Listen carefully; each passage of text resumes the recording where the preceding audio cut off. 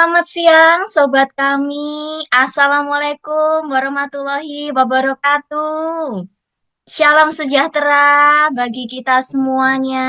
Waalaikumsalam. Shalom, Om Swastiastu, Namo Buddhaya, dan salam kebajikan, Rahayu, Rahayu. Boleh minta semangatnya, apa kabar hari ini? Baik, Baik, Baik, luar biasa. Sehat semua ya? sehat alhamdulillah alhamdulillah. sehat. Wih, Sehat, sobat-sobat kami ini luar biasa loh antusiasnya.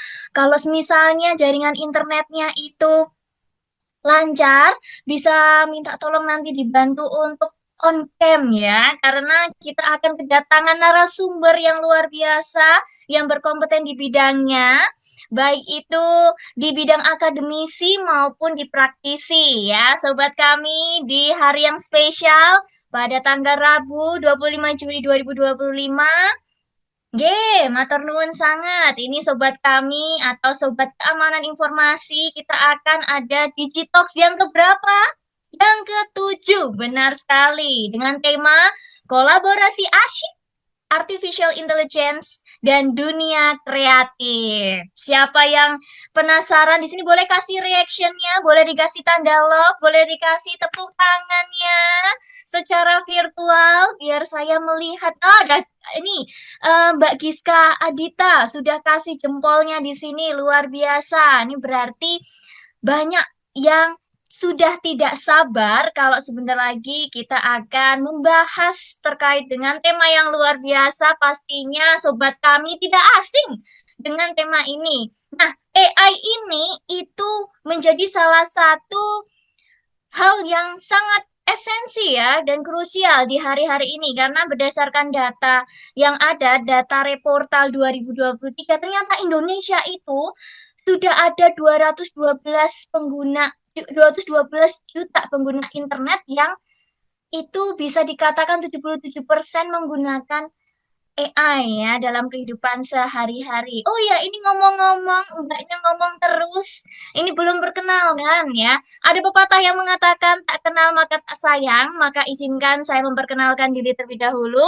Hari baru, wajah baru, dan juga ada perkenalan yang baru. Perkenalkan saya Aurelia Octavia Putri, biasa sering disapa dengan Aureli atau Aurel, yang akan memandu acara pada siang hari ini dan berkesempatan untuk kita nanti bisa diskusi secara bersama ya, sobat kami di Digitalks yang ke-7.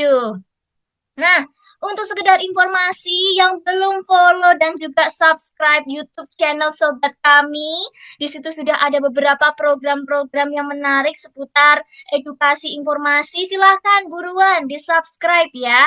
Dan sekarang kita juga melakukan live streaming di YouTube channelnya Pemkot Kota Jogja. Selamat bergabung untuk sahabat-sahabat sobat kami yang ada di sana di link YouTube channel Pemkot Kota Jogja.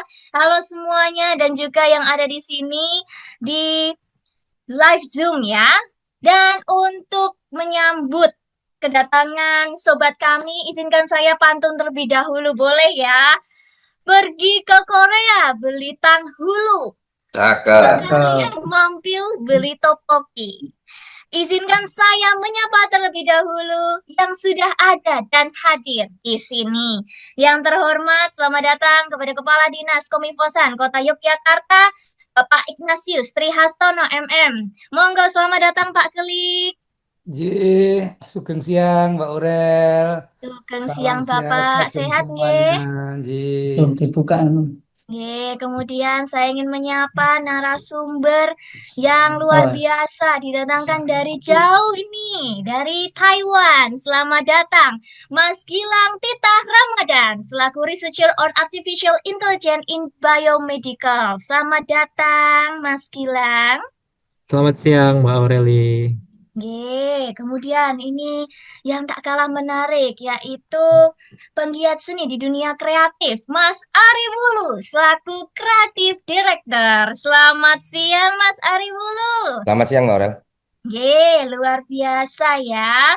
Sudah ada dua narasumber yang nantinya akan menemani sobat kami untuk kita bertukar wawasan, ilmu, knowledge, serta insight terkait dengan penggunaan AI, khususnya di dunia kreatif. Sudah didatangkan narasumber yang berkompeten di bidangnya.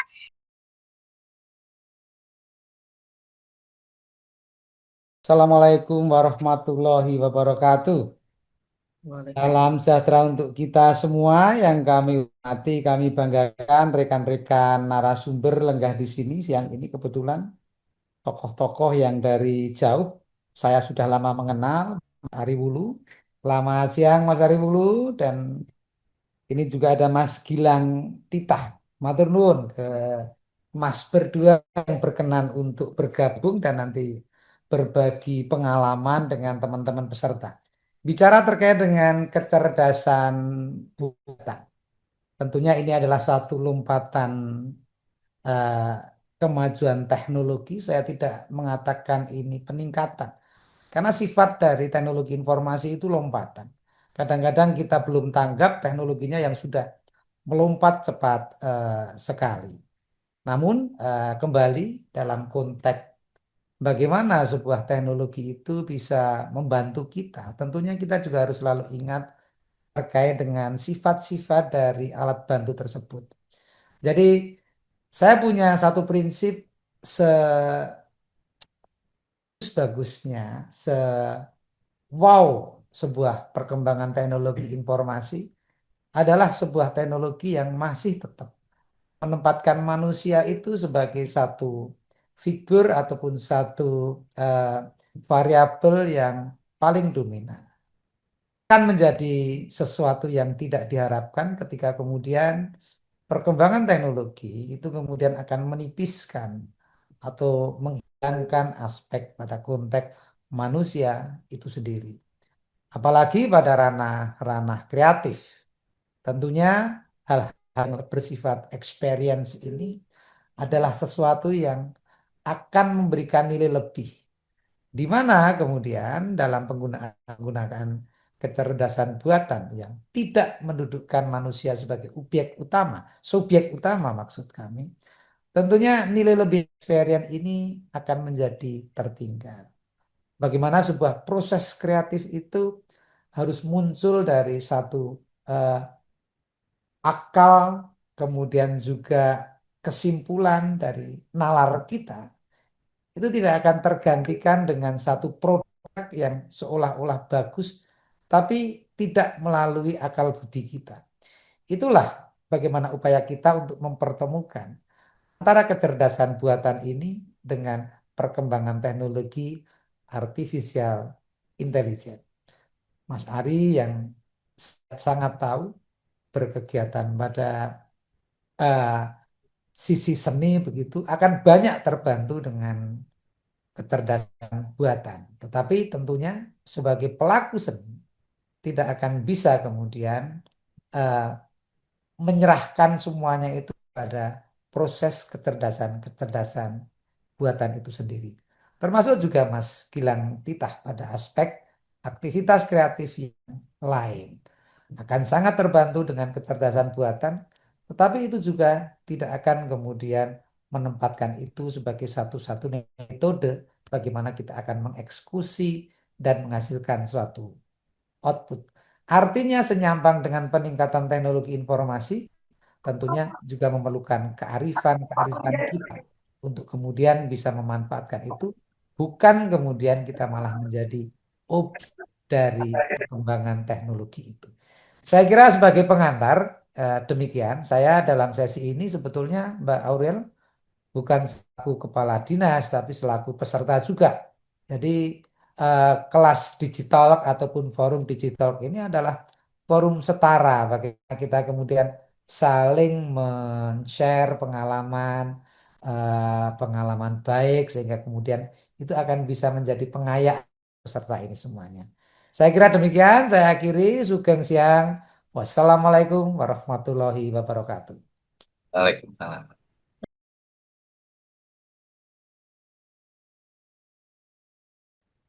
Dimulai dari slide yang pertama.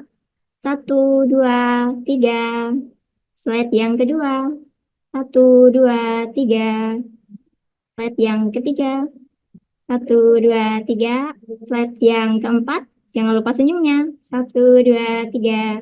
Oke, pose yang kedua yaitu pose YK.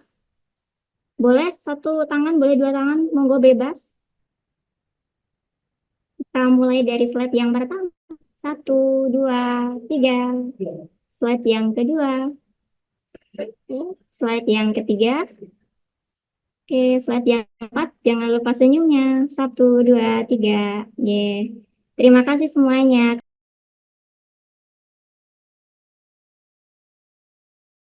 Oke, sebelumnya Bismillahirrahmanirrahim. Assalamualaikum warahmatullahi wabarakatuh. Selamat siang teman-teman semua. Perkenalkan, nama saya Gilang Titah Ramadan. Saya sebenarnya orang Solo ya, masih Jawa juga. Cuman kebetulan sedang menempuh studi di Taiwan dan alhamdulillahnya memang baru saja selesai. Jadi izinkan saya sedikit bercerita ya, bercerita pengalaman saya sedikit tentang artificial intelligence. Belum tentu saya apa ya, yang paling pintar di sini, tetapi mungkin saya lebih dulu belajar atau memang nanti teman-teman kalau ada masukan atau saran atau pertanyaan nanti bisa disampaikan di akhir gitu. Oke, jadi uh, seperti yang sudah disampaikan oleh Mbak Aureli tadi, saya di sini sebagai researcher yang memang berfokus di artificial intelligence yang skopnya atau batasannya di biodesign untuk alat-alat kesehatan, tetapi kita juga berfokus di bagian keseniannya.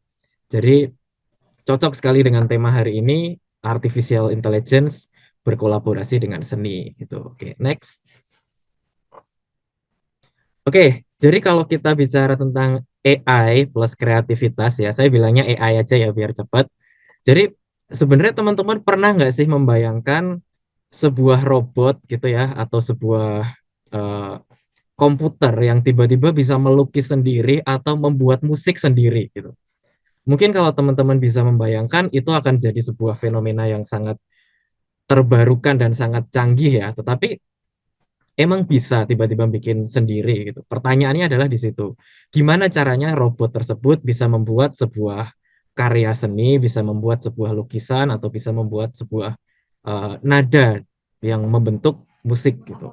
Pertanyaannya di situ. Nah, mungkin saya di sini akan menjelaskan batasan-batasannya atau sekedar informasi eh, tentang artificial intelligence-nya atau tentang AI-nya dulu nanti dan Mas Ari Wulu bisa menambahkan di bagian seninya gitu. Oke, next.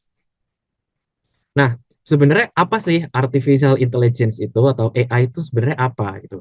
Sebenarnya AI itu adalah bagaimana seorang manusia ya atau kita ini mendidik atau mengajarkan sebuah mesin untuk berpikir dan belajar seperti manusia. Sehingga kita itu ngajari ya, atau sebagai guru dari teknologinya, dari komputernya, dari HP-nya. Makanya dinamakan smartphone karena HP kita ini sebenarnya juga belajar dari kita, bukan kita yang belajar dari smartphone. Justru gadget kita atau teknologi itu yang belajar dari manusia. Saya makanya setuju dengan pernyataan Pak Kabit tadi sebelum acara dimulai bahwa manusia itu yang merupakan figur dominannya. Itu sangat betul. Karena sebenarnya kita itu akan mendidik gimana caranya sebuah teknologi itu bekerja. Oke, next.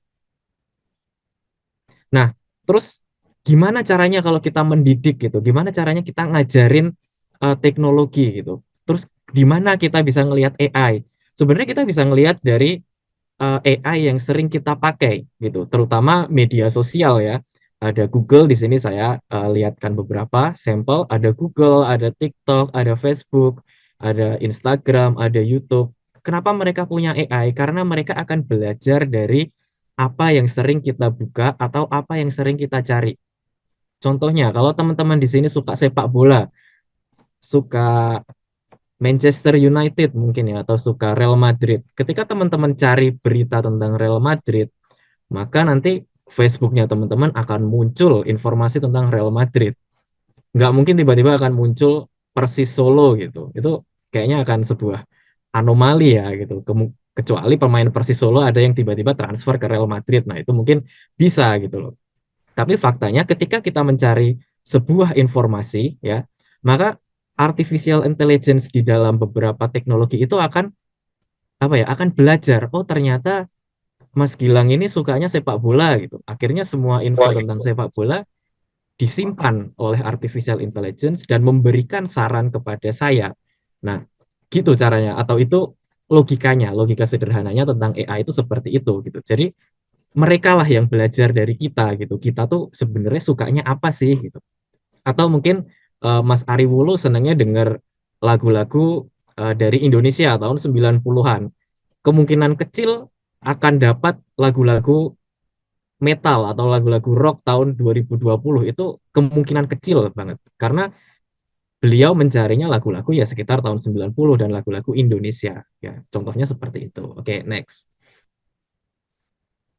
Nah, kemudian sebenarnya perbedaannya apa gitu antara AI dengan manusia? Pertanyaannya di situ. Ketika kita bicara tentang sebenarnya manusia yang mengajari AI, ya, sebenarnya apa perbedaan dari outputnya atau hasilnya itu apa gitu? Hasilnya memang kita semua sudah setuju ya bahwa AI pasti akan lebih cepat memproses dan berhitung. Itu sudah pasti karena mereka punya sebuah sistem yang kompleks dan itu fix gitu. Fix itu dalam tanda kutip mereka ya bekerjanya robot gitu. Mereka ketika dikasih pekerjaan dengan kapabilitas mereka yang mereka sudah tetapkan di awal, sudah dirakit di awal, mereka akan mengerjakannya dengan cepat sesuai dengan kapabilitasnya. Berbeda dengan manusia yang mungkin ada faktor lupa, ada faktor baru lapar, ada faktor emosi dan lain sebagainya. Kemudian yang kedua, AI itu sebenarnya belajar dari data. Nah, seperti yang saya sampaikan tadi, data itu nanti banyak sekali jenisnya. Dari ketika kita mencari di Google, ketika kita mencari di Facebook, ketika kita mencari di Instagram, itu juga bisa berupa data. Bahkan ketika kita berbicara pun seperti ini, ketika saya berbicara, sebenarnya smartphone saya juga sedang belajar. Ini sebenarnya Gilang ngomong apa sih gitu. Smartphone saya sedang mendengarkan apa yang sedang saya sampaikan gitu. Dan yang ketiga, AI itu tidak memiliki emosi. Kenapa tidak memiliki emosi? Karena memang sampai sejauh ini setahu saya untuk mengklasifikasikan emosi itu masih susah ketika dilakukan oleh mesin. Kalau manusia mungkin masih bisa ya. Contohnya mungkin buat teman-teman yang sudah menikah di sini ketika istrinya menanyakan mau makan apa hari ini, kemudian suaminya menjawab terserah gitu. Nah, mungkin si suami berpikir jawabnya dengan nada terserah gitu. Tapi mungkin istri berpikir terserah gitu. Nah, itu kan beda ya. Makanya mengklasifikasikan emosi itu mesin belum bisa gitu. Itu cuma bisa dimiliki oleh manusia. Oke, next. Nah, kemudian bagaimana AI itu bekerja? Sebenarnya saya sudah sampaikan tadi juga bahwa AI itu bekerja berdasarkan data. Next. Nah, datanya apa gitu loh. Data itu apa? Ketika kita bicara data, sebenarnya apa sih maksudnya data gitu. Nah, data itu sebenarnya adalah kumpulan informasi atau fakta yang masih mentah. Kenapa saya bilang mentah? Karena kita nggak tahu nih, ini tuh sebenarnya masuk di bagian apa, ini tuh informasi apa, ini tuh data apa, itu kita nggak tahu. Dan bahkan bentuknya juga apapun itu bisa berupa data. Seperti teks itu berupa data, suara juga berupa data, gambar berupa data, bahkan video pun juga bisa berupa data. Nah, disinilah peran manusia yang bisa mengembangkan data tersebut dengan menambahkan informasi. Nah, kalau di slide saya ini, kalau saya analogikan, atau ini bukan saya yang menganalogikan, cuman saya belajar berdasarkan gambar ini, data itu fakta mentah yang warnanya itu masih putih semua. Kita masih belum tahu ini tuh apa sih gitu. Kita cuma dengar aja, atau kita cuma lihat, atau kita cuma baca aja. Nah, setelah kita tahu ya, setelah kita belajar tentang data itu, akhirnya kita bisa tahu jenisnya. Oh, ternyata ada yang hijau, ada yang ungu. Kita belajar dulu.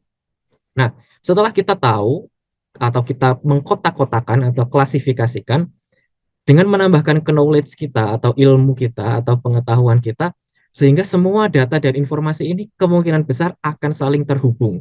Ya, makanya di sini di gambar yang ketiga, knowledge ya, atau wawasan atau pengetahuan itu akan menyambungkan semua informasi. Contohnya, ini saya sharing pengalaman saya juga, bahwa sebelum saya ke Taiwan, saya selalu berpikir bahwa ya saya belajar komputer, belajar data ya komputer aja gitu.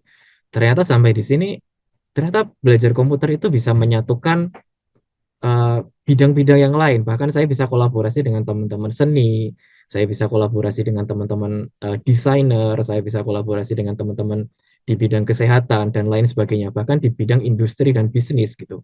Nah, semuanya akan saling terhubung ketika kita memiliki knowledge yang sesuai. Nah, sehingga kita bisa setuju bahwa sebenarnya orang yang pintar itu adalah orang yang bisa menyambungkan apa yang semuanya dia tahu atau semua yang dia sudah pahamin selama ini sebenarnya itu memiliki talinya, tali penghubungnya. Cuman kalau kita belum bukan enggak pintar ya, tapi kalau kita belum pintar untuk memahami itu, kita kemungkinan akan susah untuk melakukan sesuatu. Nah, contohnya seperti itu. Oke, next. Nah, ini sebenarnya ilustrasi AI itu belajar dari data. Makanya saya tadi bilang smartphone kita tuh sebenarnya mendengarkan kita. Contoh ya, saya sering banget kejadian seperti ini. Saya sedang diskusi sama teman-teman saya mau cari barang atau bilang saya pengen ke sini nih. Tiba-tiba tuh nanti ketika saya buka Instagram atau buka Facebook itu tuh ada info tentang apa yang saya bicarakan. Lah, ilustrasinya seperti ini. Di sini ada bapak-bapak ya atau mas-mas yang baru ngomong atau ngobrol sendiri, bergumam ya. Kayaknya saya butuh nih sepatu baru gitu. Nah, akhirnya dari WhatsApp atau dari smartphone kita yang mendengarkan perkataan kita akan bilang ke Facebook. Karena mereka kan sebenarnya satu perusahaan ya, WhatsApp sama Facebook ini. Mereka akan bilang ke Facebook dari WhatsApp dan mereka akan memberikan iklan. Siapa yang jual sepatu di dekat kita atau siapa yang memang memasang iklan menjual sepatu. Nah, ini salah satu contoh kenapa manusia itu justru sebagai uh, figur dominannya atau siap manusia itu sebenarnya yang memegang kendalinya gitu, bukan AI-nya yang memegang kendali. Karena AI ya bekerja berdasarkan apa yang disampaikan oleh manusia. Nah, mungkin teman-teman kalau memang uh, sedang ingin sesuatu atau sering bicara tentang saya mau beli laptop gaming gitu. Nah, kemungkinan setelah ngobrol itu selama seminggu, iklan di Facebook atau iklan di Instagram, saya yakin minimal 70% akan menyampaikan iklan dari barang yang sering disampaikan tersebut. Nah, sebenarnya AI ini juga cerminan dari manifestasi ya. Ketika kita membayangkan sesuatu, ketika sering membayangkan sesuatu, kemungkinan besar kita akan mendapatkan hal tersebut. Nah, sama, tapi ini berupa iklan atau promosi. AI akan memberikan gambarannya itu terus. Karena AI belajar dari situ. Gitu. Next. Nah, terus gimana kalau ternyata obrolan kita ya, data yang kita punya ini disalahgunakan? Nah, kemungkinan besarnya ada 3 di sini kalau menurut saya. Yang pertama, privasi kita terancam. Contohnya, ketika teman-teman di sini beli di online shop gitu, saya tidak akan menyebut mereknya. Mungkin teman-teman baru beli di toko hijau atau toko orange, pasti ada informasi. Kemungkinan kurirnya kan pasti tahu informasi lokasinya. Kemudian tokonya tahu ini beli di mana. Nah, ketika mereka mempunyai niatan yang buruk, berarti kan privasi teman-teman terancam. Logikanya seperti itu kan. Berarti toko, kurir itu kan tahu alamat kita. Mereka tahu nama kita siapa, mereka tahu nomor HP kita siapa, ya. Ketika mereka bisa menggunakan data-data tersebut untuk hal-hal yang tidak diinginkan, itu pasti kemungkinan besar akan terjadi juga. Kemudian akan ada keputusan-keputusan yang tidak adil. Contohnya, ketika kita mempunyai beberapa data, data kita digunakan oleh seseorang yang tidak bertanggung jawab, sehingga seolah-olah kita melakukan hal itu. Nah, padahal kita sebenarnya tidak melakukan hal itu, gitu. Nah, itu akan membuat sebuah keputusan yang sangat tidak adil karena tidak adanya bukti yang kuat. Karena data kita memang, ya itu memang asli kita, cuman data kita dipakai oleh orang lain, gitu. Kemudian yang terakhir yang sudah pasti dan sering terjadi adalah penipuan. Ya, penipuan sudah banyak sekali, tidak hanya di Indonesia, tapi seluruh dunia juga merasakan hal ini. Ketika teman-teman punya data dan terpublish, ya siap-siap saja kalau memang terjadi penipuan. Makanya penting untuk kita tahu bahwa kita harus bertindak sesuai apa, bertindak bagaimana ketika ada seseorang yang menghubungi kita. Nah, kita memang harus siap siaga di zaman sekarang. Oke, next. Nah, dan ironisnya memang kebanyakan masyarakat Indonesia belum melek data ya gitu loh. Contohnya ini, Saya nggak tahu ini siapa, cuman kebetulan pas saya lagi makan sate kok bungkusnya KTP seseorang. Nah, kalau sayanya nakal kan ini datanya bisa saya pakai untuk apa? Saya bisa pakai di banyak sekali platform. Mungkin platform-platform yang memang jenisnya jahat atau jenisnya nakal juga banyak yang memang butuh data KTP. Nah, makanya buat teman-teman semua di sini, kalau memang merasa pernah fotokopi KTP atau merasa pernah beli sesuatu online ya, sebelum teman-teman ini membuang sampahnya, ya pastikan informasi yang tertera di situ tuh sudah tertutup lah seenggaknya, atau tidak bisa dibaca lagi, mungkin dengan spidol atau digunting kecil-kecil, dibasahin ya, sehingga kertasnya itu memang tidak bisa terbaca. Takutnya ya seperti ini ya, mungkin eh, saya baru makan di mana tiba-tiba nemuin KTP-nya Mbak Aureli gitu kan, saya nggak lucu ya, tiba-tiba nanti saya bisa pinjam uang pakai itu, atau saya pinjam buku pakai itu terus kemudian saya nggak kembalikan, kan nanti yang ditagih bukan saya gitu. Nah, jadi ini juga sedikit sedikit tips ya buat teman-teman yang terutama Gen Z ya, yang seneng belanja online. Biasanya kan ada tuh nama, alamat, nomor telepon yang bisa dihubungin. Nah, sebelum dibuang ya, saran dari saya memang ditutup dulu dengan spidol atau digunting dulu gitu. Sehingga privasi dari teman-teman ini insya Allah keamanannya naiklah sedikit gitu. Karena ini menurut saya faktor yang sangat-sangat penting gitu. Banyak sekali teman-teman saya yang tiba-tiba didatangi seseorang, ternyata datanya terekspos gitu dari belanja online gitu. Next. Oke, nah dan sebenarnya AI ini kan seperti yang saya bilang tadi, AI ini nggak cuman orang yang belajar tentang komputer, nggak cuman teman-teman yang belajar tentang informatika, kalau di Indonesia bahasanya informatika ya. Sebenarnya AI ini adalah senjata ya, atau dalam tanda kutip tools ya, alat untuk teman-teman yang sedang bekerja gitu, yang sedang eh, melakukan hal-hal di bidang lain, tidak hanya di komputer, contohnya di medical, di transportation, di apa namanya, di pertanian, dan juga bahkan untuk visual. Kenapa saya bilang di sini bukan seni ya, tetapi visual? Banyak sekali sekarang AI yang canggih yang bisa membuat sebuah gambar hanya dari teks. Teman-teman mungkin sudah tahu ada AI yang namanya ChatGPT. Ketika kita menuliskan sesuatu, contoh mungkin saya minta dibuatkan gambar anak laki-laki umur 13 tahun, bla bla bla bla bla. Nanti AI tersebut akan membuatkan berdasarkan data-data yang sudah ada. Nah, itu sudah sering terjadi. Bahkan ketika saya buka sosial media, banyak sekali berita-berita atau gambar-gambar atau video yang palsu ya, atau hoax bahasa kerennya, itu juga hasilan dari AI. Sehingga AI ini sangat membantu untuk visualisasi sebuah karya. Kemudian ada pertanian, dulu saya juga kebetulan pernah memiliki startup dan juga project di bidang apa, IoT, Internet of Things, untuk memajukan pertanian. Jadi buat teman-teman yang punya background pertanian, saya yakin juga beberapa sudah pernah belajar tentang ini, tentang teknologi pertanian yang akan sangat-sangat membantu. Dan bahkan transportasi pun juga seperti itu. Contoh simpelnya adalah Google Maps. Ketika teman-teman mau pergi dari stasiun Maguwo ke mana ya, misal dari Maguwo ke Malioboro, itu mau lewat jalan mana? Akhirnya kan teman-teman buka Google Maps, bertanya kepada teknologi, jalan yang paling cepat yang mana gitu. Itu sebenarnya Google Maps akan membaca data pengguna Google Maps yang lain. Oh, ternyata di sini banyak motor, banyak orang, atau banyak HP gitu loh. Banyak HP nih yang sedang aktif di sini, sehingga di sini macet kategorinya. Nah, contohnya seperti itu untuk transportasi, untuk membuatkan rute. Atau mungkin teman-teman sering dengar ada mobil Tesla, mobil canggih yang bisa jalan sendiri. Nah, itu juga salah satunya berdasarkan data juga. Atau yang terakhir Oke. ada medical. Ini juga saya sedang pelajarin juga di sini gimana caranya menganalisis gambar-gambar medis ya, terutama untuk keperluan kesehatan agar tidak terjadi salah diagnosa seperti itu. Oke, Mas next. Gilang, mohon Ya. izin, waktunya tinggal 5 menit lagi. Oke. Yuk, semangat Oke. yuk. Nah, Silakan kemudian dilanjutkan.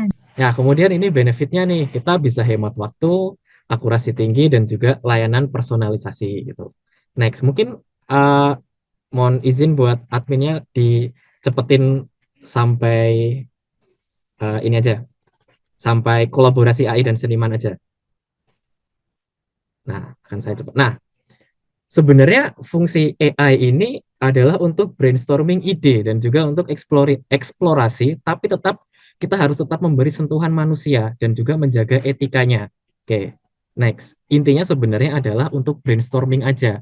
Dan tipsnya dari saya adalah ketika menggunakan AI ya, kita gunakan bahasa yang sederhana dan jelas. Nah, setelah kita menggunakan bahasa yang jelas, berikan informasinya sedetail mungkin, dan yang terakhir, yang paling penting adalah tidak terlalu bergantung dengan AI. Oke, next. Nah, sebenarnya kolaborasi AI dan kreativitas di masa depan, apakah bisa? Next. Jawabannya bisa sekali. Sekarang dinamakan augmented creativity atau kreativitas berbasis teknologi. Next. Nah, ini quotes terakhir dari saya. Sebenarnya AI itu bukan untuk menggantikan ya teman-teman. Jadi jangan takut terhadap AI, tetapi AI ini adalah mengoptimalkan, terutama mengoptimalkan kerja manusia. Bahkan dalam bahasa Jawa kita kenal sebuah istilah namanya makaryo kalau saya tidak salah ya gitu. Namanya makaryo, dan makaryo ini istilahnya adalah kita paham makaryo ini adalah bekerja. Tapi sebenarnya bukan hanya bekerja, tetapi berkarya. Bahkan setahu saya kerja itu adalah kata serapan atau kata ganti dari karya, ya. Jadi sebenarnya intinya kita bekerja itu adalah kita menghasilkan sebuah karya. Nah, sehingga AI di sini adalah memberi sentuhan sehingga kita bisa mengoptimalkan hasil kerja kita, hasil karya kita sehingga kita bisa menghasilkan karya-karya yang lebih bagus, yang lebih kompeten, yang memang lebih berguna insya Allah ke depannya buat umat manusia atau buat teman-teman sekeliling kita gitu. Jadi tolong dipahami ketika teman-teman bekerja, teman-teman harus cari tahu dulu nih sebenarnya teman-teman sedang berkarya apa. Aku ki lagi makarya apa sih? Aku lagi menghasilkan apa sih? Karena memang kata kerja ini dasarnya dari karya gitu, dari makaryo nih tadi. Makanya untuk orang-orang Jawa nih biasanya paham filosofi bahasa Jawa itu akan paham sebenarnya apa yang kita lakukan ini pasti ada sesuatu di baliknya gitu. Jadi kerja ini sebenarnya berkarya, seni ini juga sebenarnya bekerja gitu loh. Jadi kita tidak bisa membedakan antara seni dan juga kerja itu sebenarnya sama. Justru hasil dari kerja ini adalah seni ini tadi, karya ini tadi, apa karyamu gitu. Next. Oke, jadi pertanyaan saya ya, kamu mau kolaborasi dengan AI membuat apa gitu? Apa yang ingin kamu buat? Karya apa yang akan kamu optimalisasi? Apakah karya untuk public speaking atau karya untuk membuat sebuah video atau sebuah audio atau sebuah tulisan ya atau sebuah karya yang lain yang mungkin itu berguna bagi banyak orang? Saya tidak tahu, tetapi saya berharap dan saya menunggu karya-karya yang lebih optimal, yang lebih bagus dari teman-teman di sini semua gitu. Itu mungkin dari saya. Next. Oke, terima kasih atas waktunya.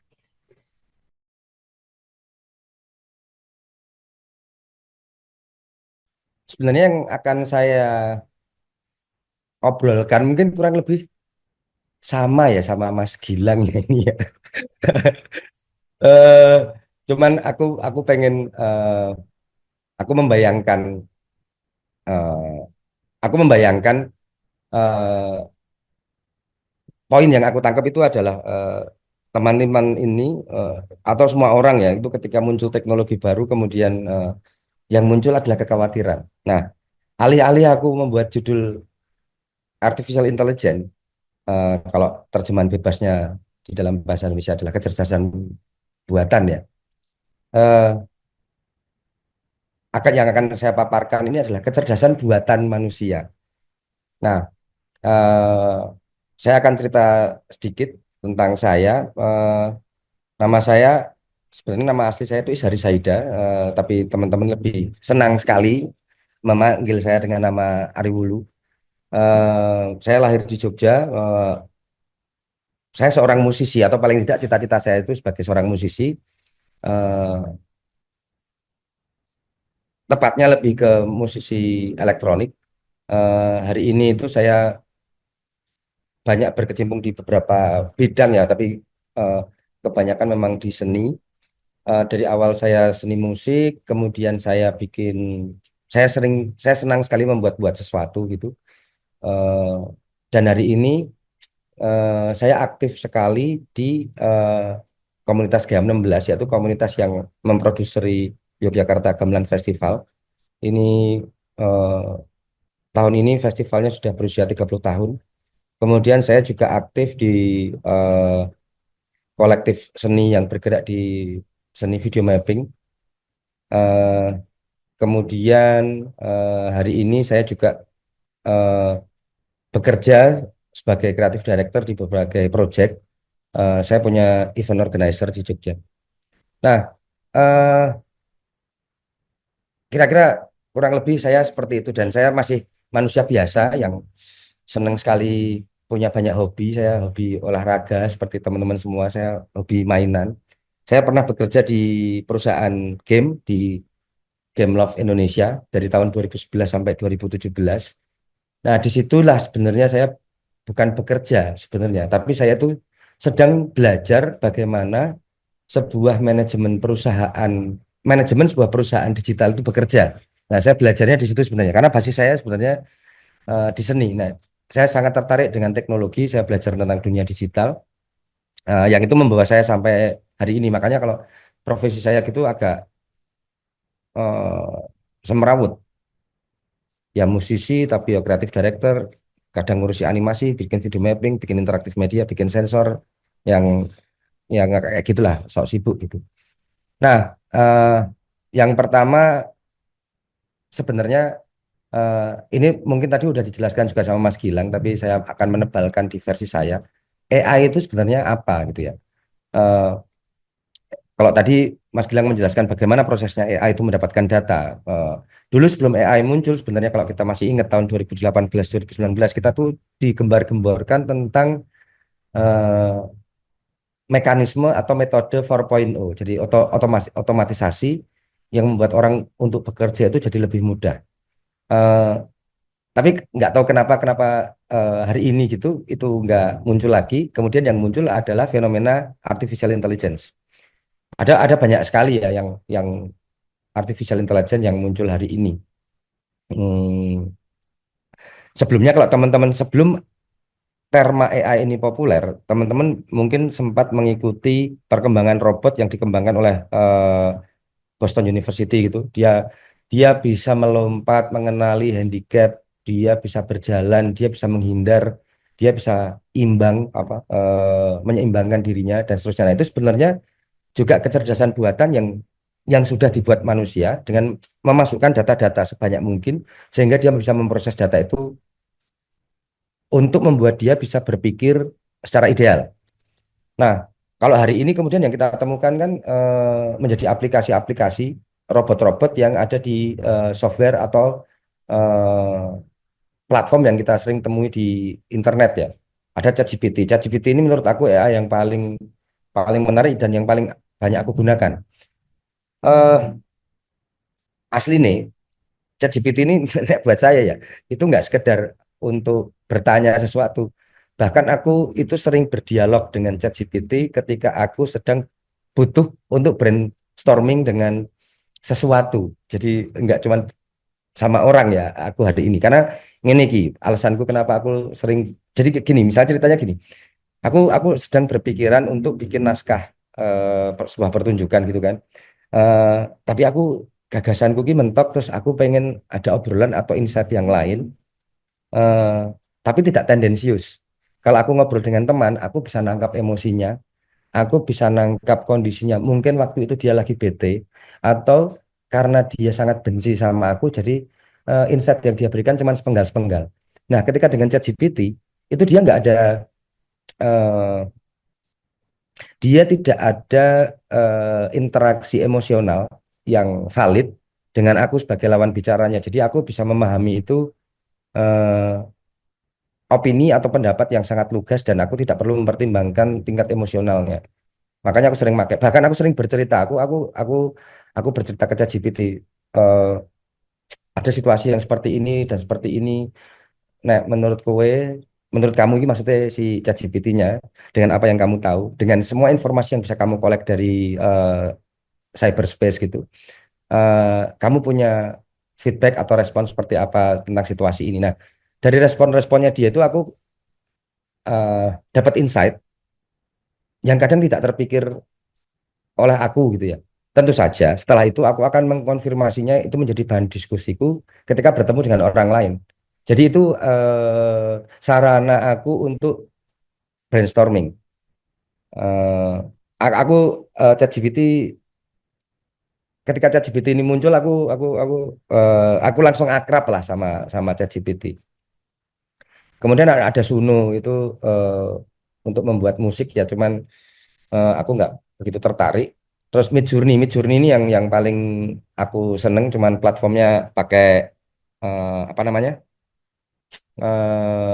Discord. Nah, Midjourney ini bisa memberikan sama sebenarnya. Aku tidak berusaha. Jadi ini aku cerita ya. Aku dalam mengembangkan ideku, aku tidak sedang berusaha untuk mewujudkan eh, sesuai dengan apa yang aku pikirkan. Tapi aku mencari kemungkinan-kemungkinan baru yang mungkin muncul karena aku berinteraksi dengan kecerdasan buatan. Kemudian ada Sora, aku lebih suka Sora ya daripada Runway. Kemudian Canva tapi sebagai sebuah AI, tak pikir dia tidak AI, tidak intelligence banget lah aku ngelihatnya. Cuman memudahkan kita aja untuk penyusunan ya. Ini Adobe Firefly ya, itu lebih lebih lebih realistis daripada Canva menurut aku seperti itu. Nah, eh, pemahamanku tentang AI itu eh, jadi berangkatnya seperti itu. AI menjadi teman, menjadi teknologi yang membantu aku eh, menyelesaikan permasalahan-permasalahanku. Jadi mm, aku menganggap AI itu hampir sama seperti handphone atau komputer atau sepeda motor. Aku melihatnya seperti itu. Eh, nah ini aku mencoba membagikan apa yang aku lihat tentang AI itu dengan teman-teman semua. Tentu saja ini bisa didiskusikan nanti ya kalau teman-teman nanti kemudian punya pemikiran yang lain. Nah, kemudian slide berikutnya, eh, kenapa AI bisa masuk ke dunia kreatif? Ini yang tadi aku bahas sebelumnya ya, ketika aku bercengkerama dengan eh, apa namanya ChatGPT. Eh, aku bahkan aku bahkan sampai berlangganan ya Pak dengan ChatGPT karena itu sangat membantu sekali ketika aku mentok. Jadi aku ada situasi seperti ini. Kembali ke tahun 2019 2020. Eh, waktu itu mungkin malah waktu itu masuk ke masa apa waktu pandemi itu PSBB, lupa aku namanya. Ya. Nah, aku tuh dituntut aku sedang bekerja di sebuah proyek di sebuah perusahaan dan aku tuh dituntut menyelesaikan dek kreatifku dalam waktu kurang dari 1 bulan. Dan waktu itu aku mentoknya karena eh, aku tidak bersinggungan dengan banyak orang waktu itu. Karena orang-orang takut keluar rumah dan ada himbauan untuk tidak berinteraksi dengan banyak orang lain. Aku mengalami apa bahasa Indonesia sebenarnya kementokan atau kefrustasian karena aku nggak punya teman untuk diskusi dan aku nggak punya tim untuk bisa menyelesaikan debt itu dengan yang sesuai dengan yang aku bayangkan. Itu sangat frustasi sekali dan akhirnya aku bisa menyelesaikan debt kreatif itu dalam waktu hampir 3 bulan dan itu dapat sama klien dapat teguran yang cukup lumayan keras tapi mereka cukup memaklumi karena situasi waktu itu memang yang serba tidak menentu. Eh, itu yang pengalaman aku di tahun itu akhirnya terselesaikan di 2 tahun ini karena ada ada ChatGPT. Jadi ada hal-hal yang kita alami di fase-fase yang sangat menyulitkan ini yang buat aku kemudian tersolusikan karena ada AI, ada yang membantu, uh, ada aplikasi yang sangat membantu. Waktu itu aku bikin skrip tentang masih sama skrip pertunjukan dan aku harus menjelaskan atau mempresentasikan skrip itu dengan gamblang dan detail. Untuk membuat skrip dengan gamblang dan detail itu aku butuh drafter, orang yang akan menggambar drafting konsepnya seperti apa, bayanganku seperti apa, dan itu biasanya aku melibatkan seorang ilustrator yang memang menggambar. Dan waktu itu ilustratornya aku WhatsApp, dia ngurusi anggota keluarganya yang sakit, macam-macam, sangat susah sekali. Nah, ketika hari ini ada AI, aku ada Midjourney gitu, aku bisa bikin prompt yang eh, yang segera diterjemahkan oleh Midjourney kemudian aku hanya mengambil beberapa saja yang aku butuhkan. Jadi tidak semuanya yang aku ambil. Terus aku potong-potong, aku gabungkan dengan image-image yang lain. Aku bikin mood board gitu dengan sesuai yang apa aku bayangkan. Nah, pekerjaan yang di tahun 2020 itu selesai hampir 3 bulan karena aku mentok. Hari ini tuh aku bisa menyelesaikan dalam waktu 1 minggu.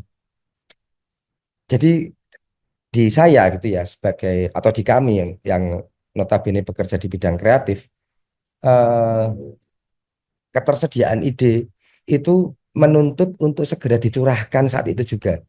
Nah, ketika kita tidak ada toolsnya, tidak ada alatnya, kalau dulu kita bisa bikin sketch gambar atau nulis di notes gitu ya, ditulis dulu supaya idenya kerekam, sehingga nanti kalau ketemu ilustrator atau drafter bisa segera digambar atau ketemu copywriter bisa segera dituliskan gitu.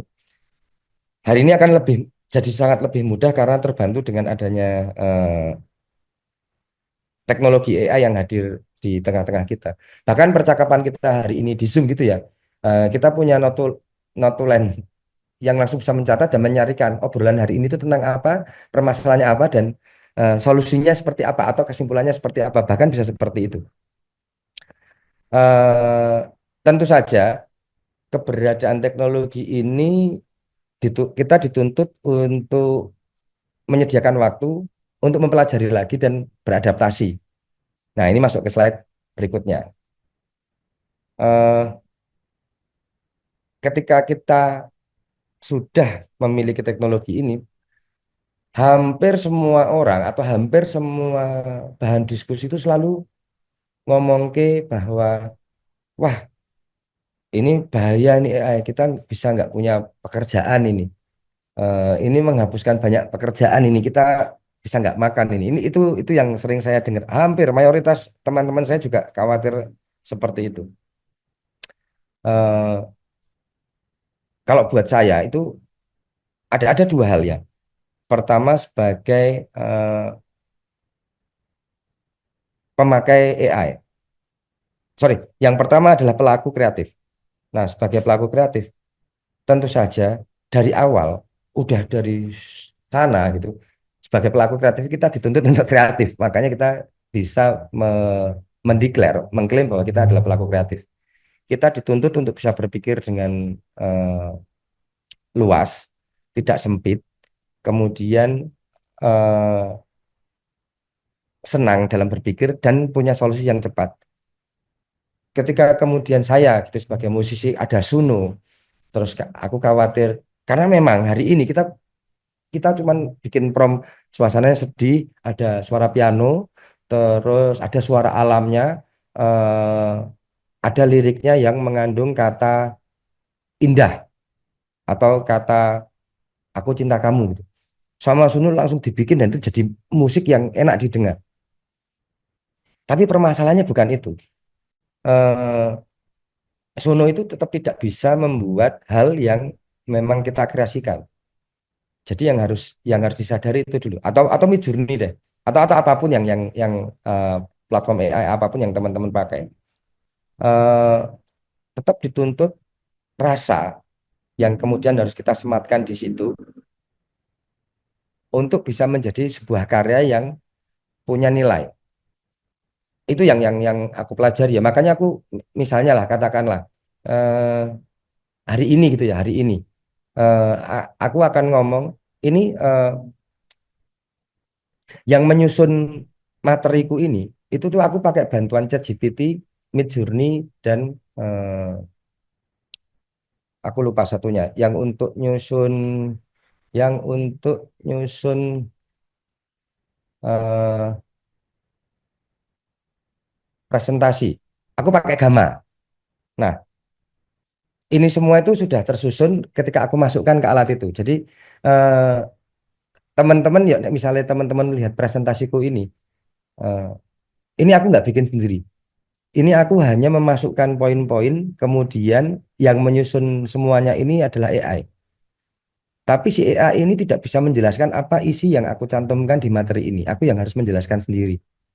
Jadi AI tidak bisa berbuat apapun atas diriku maksudku. Terus misalnya teman-teman yang berprofesi sebagai layouter atau desainer akan teriak ngene iki. Wah, harusnya kan itu jadi pekerjaanku. Kowe kan bisa hubungi aku. Kamu bisa ngubungin aku untuk biar aku dapat pekerjaan itu. Oh iya, selama itu sesuai dengan apresiasinya. Kalau itu tidak sesuai dengan apresiasi yang didapatkan teman-teman layouter atau desainer itu, ada AI yang lebih murah. Itu kejadian ini sama persis ketika teman-teman di Sanggar Gamelan hmm, menemukan fakta bahwa hari ini orang itu bisa bikin komposisi gamelan di komputer. Lalu para pengrawat teriak, wah, aku jadi nggak ada pekerjaan ini. Karena pekerjaan gue sebagai pemusik diambil alih oleh software. Menurut aku, cara melihatnya adalah, oh, karena ada software, ya kamu jangan jadi tukang. Kamu jadi komposer. Kamu membuat sesuatu, kamu create something.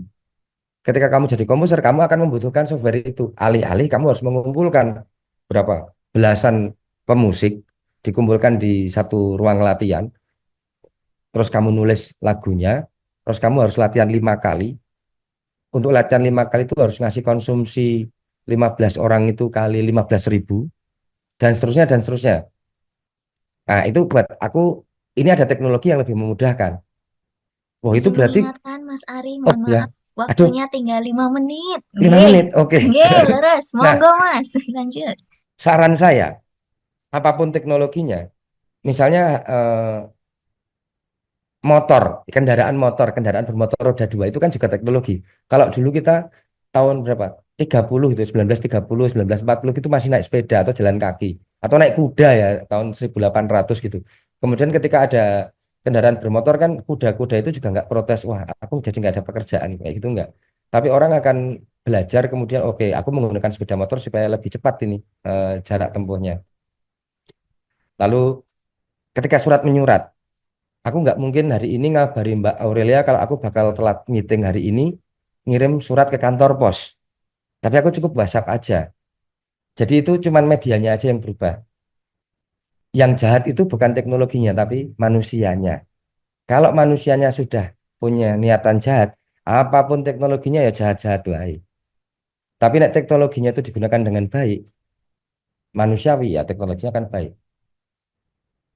Isaac Newton itu juga dulu nggak berpikir kalau kemudian teknologinya yang dikembangkan sama eh, aku lupa jeneng ilmuwannya, eh, yang akan dikembangkan kemudian menjadi bom atom.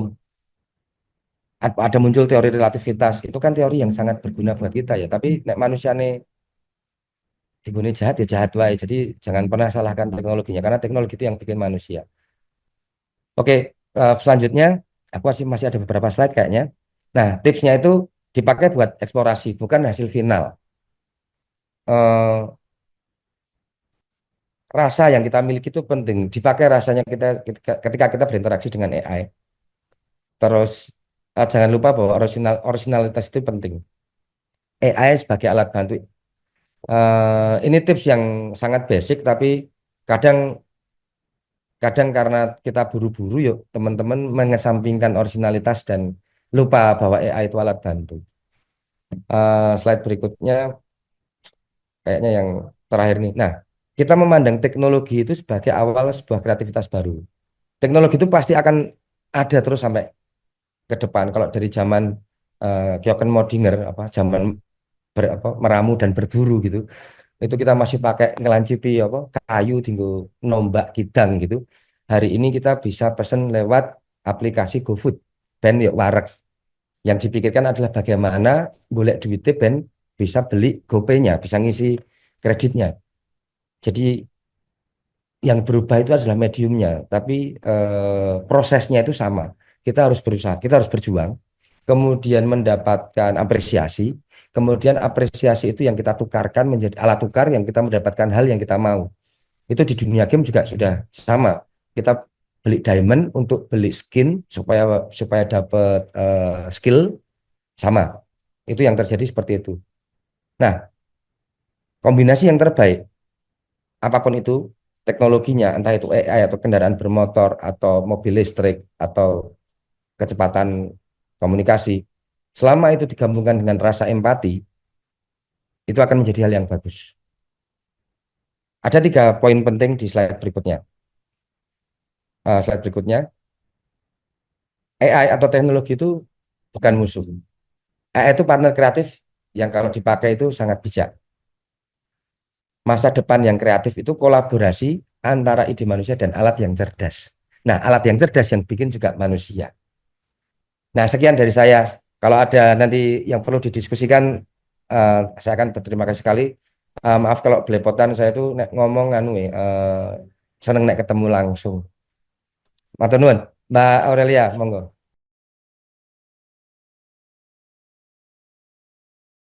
Sobat kami, tibalah saatnya kita masuk ke sesi Q&A atau sesi diskusi. Nanti bagi yang sudah bertanya nih, saya lihat ini ya, partisipannya itu ada 100 orang. Tapi banyak sekali yang aktif dan juga bersinergi bersama untuk lebih tahu, pengen tahu lebih dalam nih tentang AI dan juga pemanfaatannya. Nah, saya juga sudah dibantu untuk memantau pergerakan pertanyaan di chat Zoom maupun di live YouTube Pemkot Kota Jogja.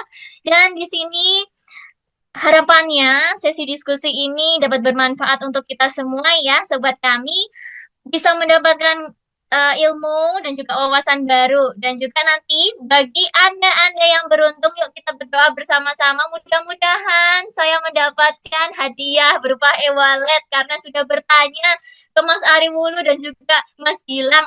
Amin. Gitu ya. Mudah-mudahan lumayan loh ya sobat kami untuk jajan-jajan, untuk beli di e-commerce. Malah bahas e-commerce. Baik, sebelum kita masuk ke diskusi, saya mau pantun dulu. Keliling naik sepeda di hari Minggu. Lapar banget, mau beli sushi. Inilah yang sobat kami tunggu-tunggu. Mari kita mulai untuk sesi diskusi. Asik. Ini jawab pantunnya sendiri ya, cakep-cakep gitu. Karena nih mumpung di online, tetapi kalau kita ada kesempatan offline mungkin dinamikanya lebih fruitful ya, ada fruitful discussion juga. Nah, ini sudah ada beberapa pertanyaan, saya izin merangkum karena secara garis besar ini bertanya tentang tips and trick, kemudian ada tantangan, ada kelebihan, kemudian ada juga konteks terkait dengan etika kreativitas seperti apa ya dalam menggunakan AI ini. Nah, saya izin merangkum pertanyaan dari Kak Adam, Kak Devito dari Lampung, ya terkait dengan ini ada yang bertanya ke Pak Gilang atau Mas Gilang. Nanti mungkin dari Mas Ari Wulu juga bisa menambahkan ya. Baik, pertanyaannya adalah saya bacakan. Pak Gilang, apakah ada tips and trick cara menggunakan AI? Karena terkadang saat saya bertanya, ChatGPT tidak memberikan informasi yang sesuai. Dan ini disusul lagi pertanyaan, bagaimana tips meningkatkan kepercayaan diri terhadap kemampuan kita supaya tidak tergantung dengan AI? Ya, apakah ada sesuatu yang tidak dimiliki AI dalam menyainginya? Artinya adalah AI itu kelemahannya seperti apa? Dan kita juga bisa ini sebagai manusia yang penuh dengan kreativitas, penuh dengan informasi dan juga pengetahuan, kita juga bisa loh menyaingi AI. Nah, supaya tidak kebergantungan dengan AI, karena kadang-kadang itu kan berdasarkan data dan juga algoritma, AI itu aji mumpung. Ya kalau bener ya syukur, nek ya enggak ya wes lah ya, gitu. Boleh silakan Mas Gilang dan juga Mas Ari Wulu untuk menanggapi pertanyaan berikut. Oke, mungkin dari saya dulu ya. Pertanyaan pertama dari apakah ada tips dan trik untuk cara menggunakan AI? Karena apa tadi? Terkadang saat saya bertanya, ChatGPT tidak memberikan informasi yang sesuai. Oke, mungkin tips dan trik yang pertama dari saya itu menggunakan bahasa yang jelas ya, dan eh, teman-teman mungkin bisa menggunakan batasan-batasan yang rinci. Oke. Yang pertama itu dulu. Kemungkinan kedua, kalau memang jawabannya tidak ditemukan, berarti memang belum pernah ada orang yang memberikan informasi terkait itu. Sehingga AI itu tidak bisa mengakses informasi tersebut. Contoh, ini saya kasih analogi mungkin seperti ini ya. Saya tanya ke AI. AI, saya mau beli soto di warung Mbok Marni gitu. Rasanya gimana ya biar saya nggak kecelek. Nah, itu adalah prompt yang sangat simpel, tapi kemungkinan besar AI tidak akan bisa menjawabnya, atau ChatGPT tidak akan bisa menjawabnya. Nah, kemungkinan gimana caranya ChatGPT bisa menjawabnya gitu loh. Nah, caranya adalah teman-teman tambahkan batasan-batasan yang memang akan menjadi sangat spesifik. Contoh, ChatGPT, saya mau nanya dong, saya mau makan soto di warungnya Mbok Marni yang lokasinya ada di sini nih, di Maps ini, link Google Maps. Saya mau beli soto babat misalnya. Menurut reviewer yang ada di Google, enak apa enggak ya gitu. Nah, sehingga kan si ChatGPT atau AI ini akan spesifik untuk mencari warung Mbok Marni yang ada di lokasi tersebut. Jadi bukan warung Mbok Marni seluruh dunia gitu, karena informasi ini kan ada di seluruh dunia kan, dan kemungkinan besar kenapa jawabannya juga bisa salah karena AI ini kan mengkonversi bahasa. Ketika diupload menggunakan bahasa Inggris akan ditranslate ke Indonesia, yang kemungkinan jawabannya akan sedikit berbeda ya, sedikit rancu, mungkin sedikit rancu karena keterbatasan translate bahasa itu tadi. Saya tidak bilang AI ini dewa gitu ya, ketika ditanya sangar gitu jawabannya enggak, tapi memang masih ada minusnya. Ya minusnya tergantung datanya tadi. Ketika ada orang yang mereview dengan bahasa Jerman, ya kemudian ditranslate ke bahasa Indonesia, apakah hasilnya sama? Kita tidak tahu. Nah, sehingga gimana caranya menggunakan tips dan trik AI yang benar atau ChatGPT yang benar ketika bertanya, yaitu tadi mungkin menggunakan kalimat yang jelas ya, dan ditambahkan batasan-batasan gitu loh. Batasan-batasan yang memungkinkan ChatGPT atau AI yang digunakan ini paham sebenarnya konteksnya ini apa sih gitu loh. Pertama itu, atau kemungkinan yang kedua, eh, informasi yang teman-teman tanyakan ini belum ada yang pernah memberikannya di internet. Kedua itu, yang ketiga, ini mungkin saran terakhir saya, pakai bahasa Inggris gitu loh. Karena kemungkinan beberapa informasi itu akan keluar dengan lebih detail ketika kita bertanya dengan bahasa Inggris. Contoh yang paling simpel, mungkin ketika teman-teman buka Wikipedia, sebuah band terkenal ya di seluruh dunia, mungkin Queen atau apapun lah band itu, ketika teman-teman buka di English Wikipedia dan Indonesia Wikipedia, jawabannya akan berbeda gitu. Kemudian tadi pertanyaan yang kedua, gimana caranya meningkatkan kepercayaan diri terhadap kemampuan kita supaya tidak bergantung dengan AI? Yang pertama ya pasti kita harus mempunyai mindset yang kuat dulu bahwa manusia itu yang akan mengkontrol AI. Kenapa? Karena AI ini memang pintar, tapi ketika kita tidak mengarahkan, mereka tidak akan berjalan gitu loh. Nah, sehingga kita memang yang harus mengarahkannya. Kemudian, apakah ada sesuatu yang tidak dimiliki AI dalam menyainginya? Sudah pasti, tadi sudah disampaikan juga dengan baik dan jelas oleh Mas Ari, AI ini nggak punya emosi ya, AI ini nggak punya kreativitas. Kenapa saya bilang tidak punya kreativitas? Karena AI memang hanya membaca data yang sudah ada. Nah, sehingga tidak ada data-data baru atau tidak ada inovasi baru. Disinilah peran manusia yang memang sangat krusial ya. Kita yang bisa membuat kreativitas, kita yang bisa menambahkan emosi sehingga hasilnya akan menjadi sesuatu yang baru, bukan sebuah template yang sudah disampaikan oleh data sebelumnya seperti yang AI lakukan. Gitu dari saya. Terima kasih. Baik, terima kasih banyak. Nah, Nah, mungkin dari Mas Ari Wulu ingin menambahkan sedikit apa yang sudah disampaikan oleh Mas Gilang, monggo. Mungkin tentang tips ya apa lebih lebih AI itu bukan general truth, bukan kebenaran mutlak.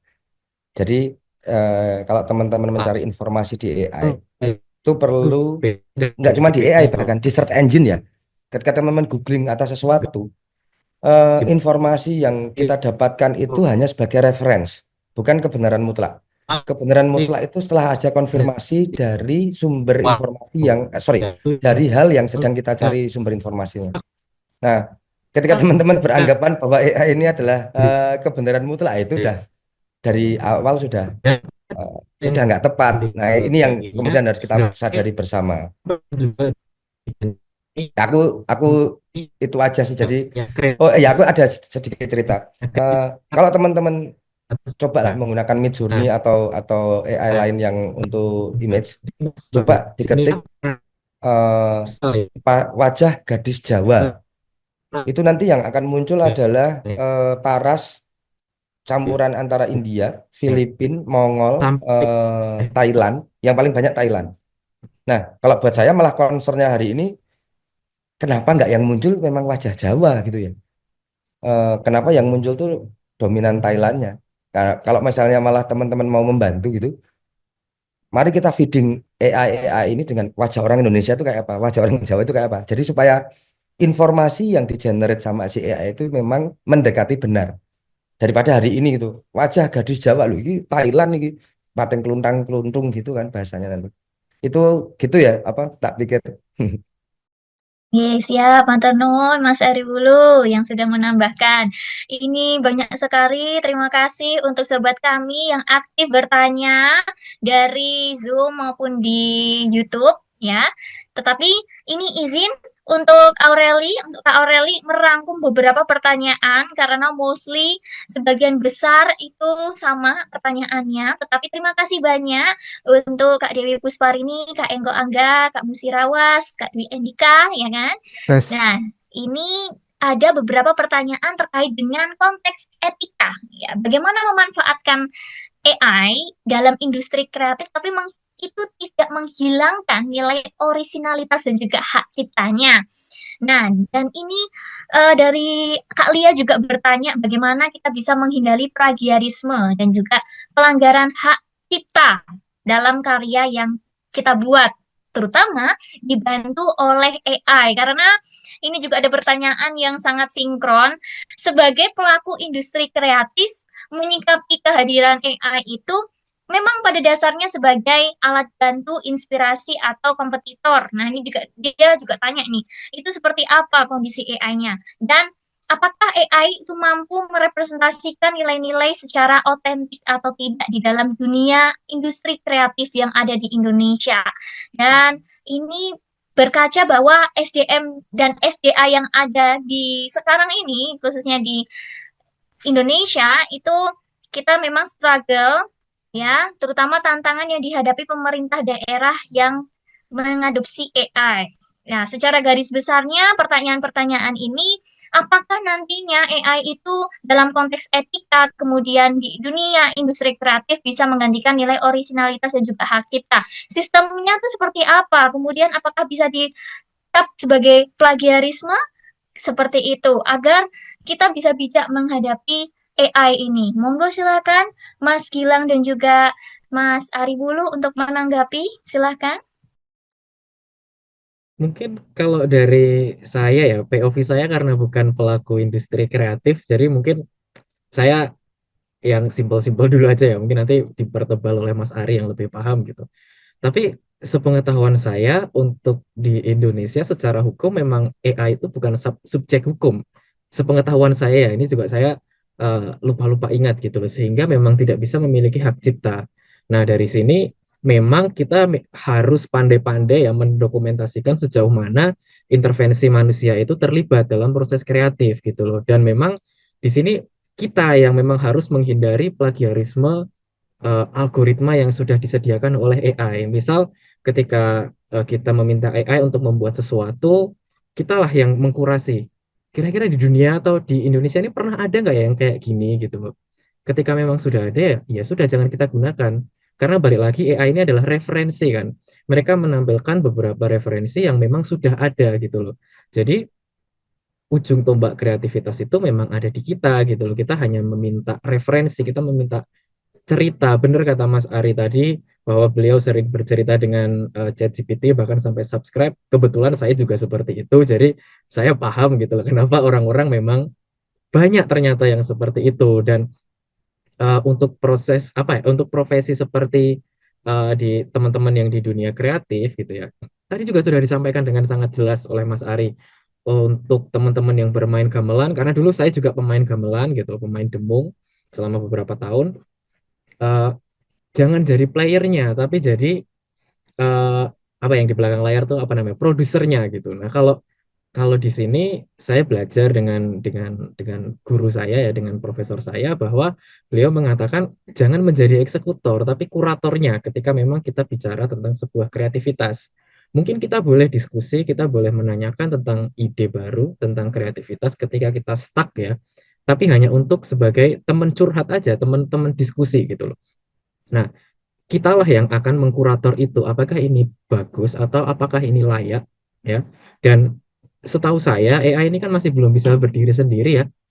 Jadi design thinkingnya itu ya memang harus dari manusia. kita yang punya kendali, kita yang punya ide, ya, kita yang punya kreativitas, sehingga kita yang bisa menentukan. Dan poin terakhir, AI itu memang bisa menghasilkan karya yang cepat, ya. Tetapi menurut saya manusia tetap bisa menghasilkan karya yang bernilai lebih tinggi, gitu. Jadi intinya ada di situ, tetap ada di manusianya. Terima kasih. Terima kasih banyak dari praktisi dunia kreatif. Monggo silakan Mas Arif dulu untuk pertanyaan yang sudah ada. Kemudian kita lanjutkan ini atas nama Kak Adi dari sobat kami. Nanti kita akan berikan kesempatan untuk berbicara. Ya, monggo silakan Mas Arif dulu. Ya, terima kasih Mbak Aurelia. Memang yang menarik, kemudian aku sambil baca-baca apa tulisan teman-teman di kolom komentar ya tentang plagiarisme itu memang gini, aku akan berceritanya mungkin gini. Ketika ada teknologi internet, itu memang persebaran atas data IP ya, intellectual property itu jadi makin tak terkendali.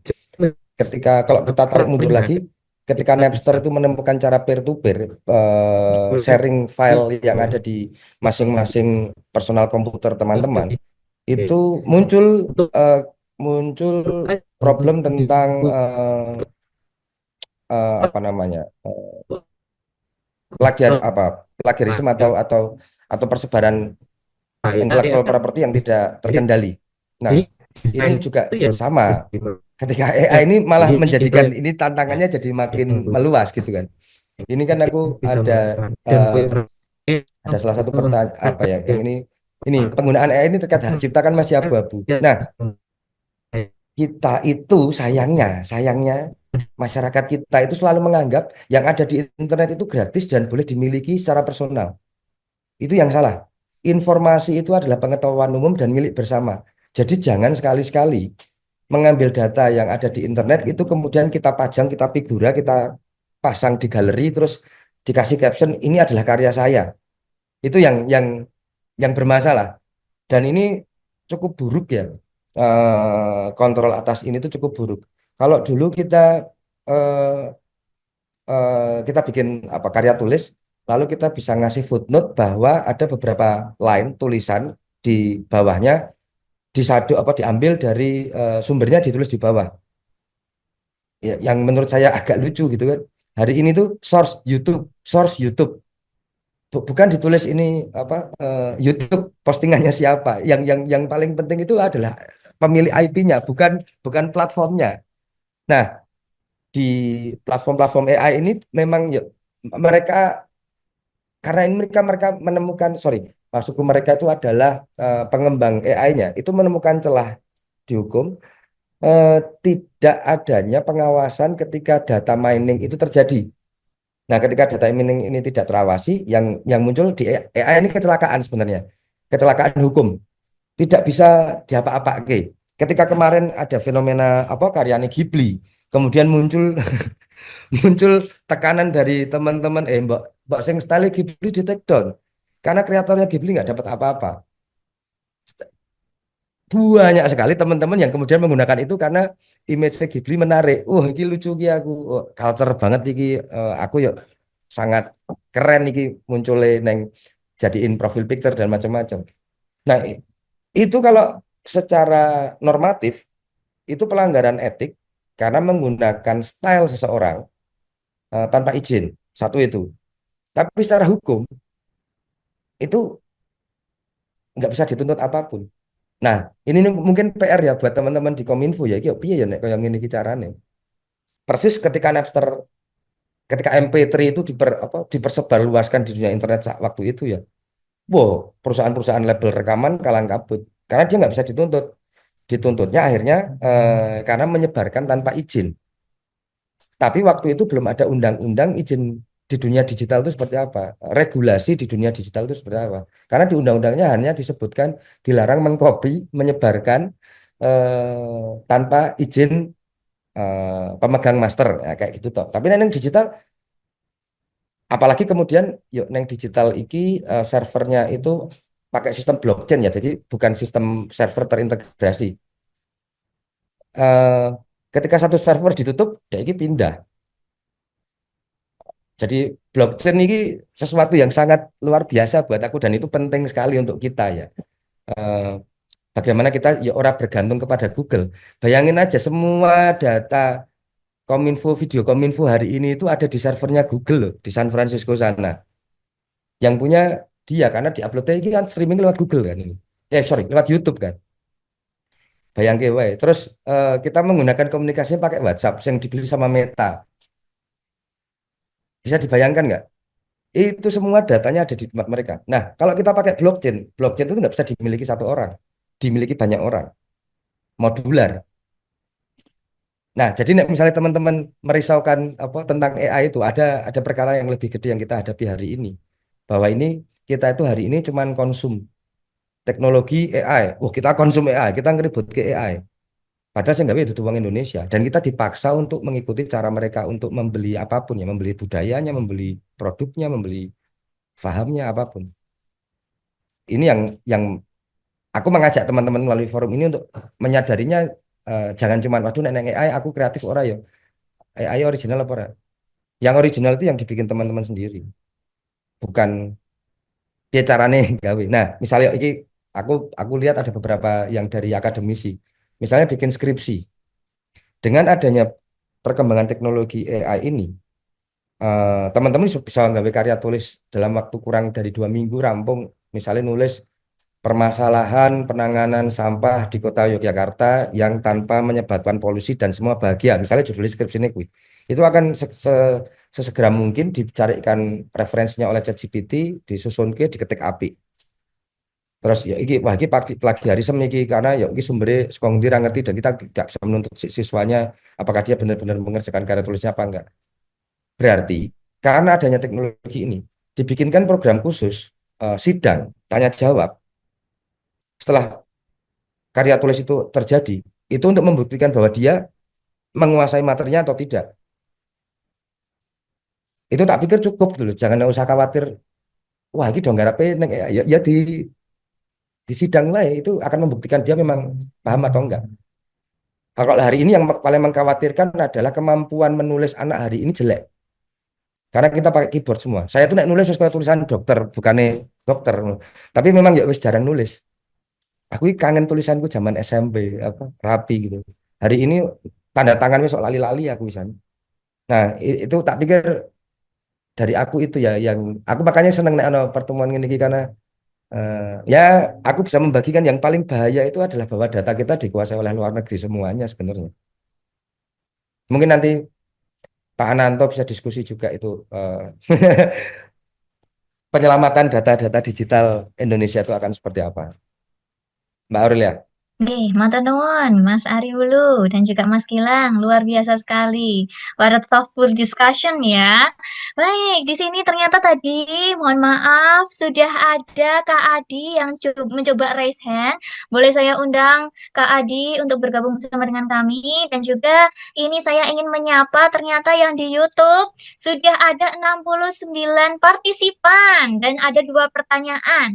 Setelah ini saya akan izin merangkum ya terkait dengan pertanyaan-pertanyaan yang sudah ditanyakan dan juga sudah teman-teman tulis melalui kolom komentar. Monggo, ini ada dari Kak Adi. Apakah Kak Adi masih bergabung bersama dengan kita semua?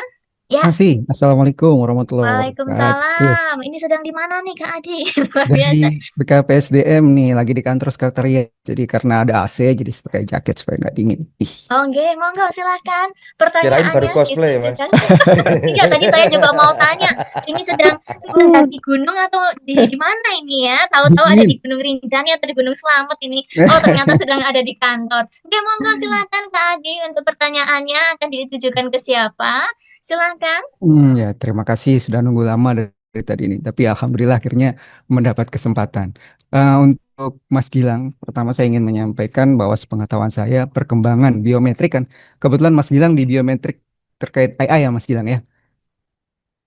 Halo, Ya, Mas saya Gilang. di biomedical. Biomedical. Nah, Ya, biomedical. saya ingin tanya perkembangan terakhir AI itu terkait teknologi CU-nya itu sudah menggunakan serat hidup eh, human tissue. Jadi kayak AI itu bisa bergerak bisa berpikir tapi menggunakan jaring jaringan manusia gitu. Apakah itu benar dan tolong dijelaskan seperti apa? Sebenarnya saya belum bisa memahami bagaimana sebuah CPU itu bisa menggunakan jaringan manusia gitu.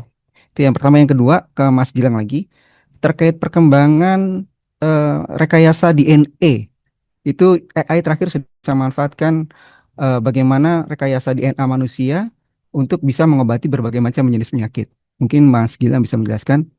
Nah, terus yang Mas Ari Wulu, eh ini menarik Mas Ari. Jadi perenungan panjenengan itu lebih kurang sama dengan saya terkait dengan AI. eh Kita sudah bisa berkomunikasi dengan yang namanya super intelektual ya. Jadi segala sesuatu pengetahuan yang ada di dunia ini ketahui sehingga kita bisa mencurahkan berbagai macam apa keresahan kita, permasalahan kita agar bisa mendapatkan solusi yang lebih cepat. Yang jadi permasalahan adalah ketika AI ini semakin belajar dan mengetahui, halo, dan mengetahui bagaimana mereka memahami kita sebagai manusia. Suatu saat mereka akan memiliki kemampuan untuk survival. Dan manusia yang melihat AI sebagai sesuatu yang tidak nyata, tetapi memiliki dampak yang nyata, in the end, pada akhirnya suatu saat siapa yang memanfaatkan manusia? Ya, manusia kan tadi ada dua tipe ya, jadi seperti yang jenengan bilang, ada yang jahat, ada yang baik. Perlombaan memanfaatkan AI untuk kepentingan kejahatan dan untuk kebaikan suatu saat kan berlomba-lomba menemui titik temu di mana kedua pihak akan mengambil kesimpulan, wah, gara-gara AI ini kita semua hancur lebur gitu kan. Nah, ketika itu terjadi, manusia akan mencari cara bagaimana untuk menghancurkan AI. Dan AI akan mencari cara bagaimana untuk dia survive karena dia sudah belajarin manusia. Nah, pada titik inilah akan terjadi suatu hal yang saya pribadi tidak mengharapkan akan terjadi kepada anak cucu kemudian hari. Menurut panjenengan, hal seperti ini bagaimana solusinya ke depan? Terima kasih. Wassalamualaikum warahmatullahi wabarakatuh.